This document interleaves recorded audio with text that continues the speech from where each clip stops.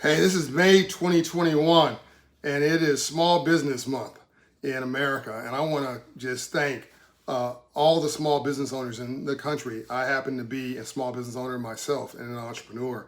So I know what it feels like. I know that no good deed shall go unpunished. I know what people don't really recognize, which is that over half of the people in this country work for a really small business an employer with 20 employees or less. I know what most people don't recognize, that really 70% of America works for companies with 500 employees or less. That most of our job growth comes from small businesses and entrepreneurs. Startup shoot ups in years 3 through 7 account for most of the job growth in this country. That a city like Los Angeles, one of the largest economic engines in this country and by extension in the world, that city is, more than 95% small businesses, companies with 100 employees or less. There's only, less than 10,000 businesses in this country that employ 10,000 people or more. Sorry, there's 1,000 businesses or less. 900 and change of businesses that employ 10,000 people or more.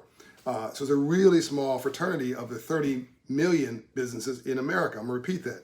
30 million businesses in America, but really only 1,000 of them employ, 10,000 people or more. You've heard of the Fortune 500.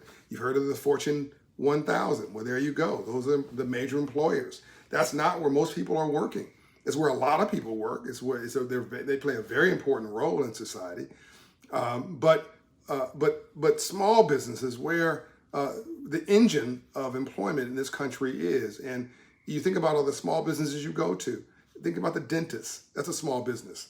The barber shop, the nail salon, the attorney, the architect firm, your doctor's office, if it's not a major hospital, and maybe even if the doctor may have a business within the hospital. These are all businesses, and you're going to them, the shoe shine shop, you're going to them all day, throughout the day, the gas station, the convenience store. These are all small businesses, and we rely on them and they need us.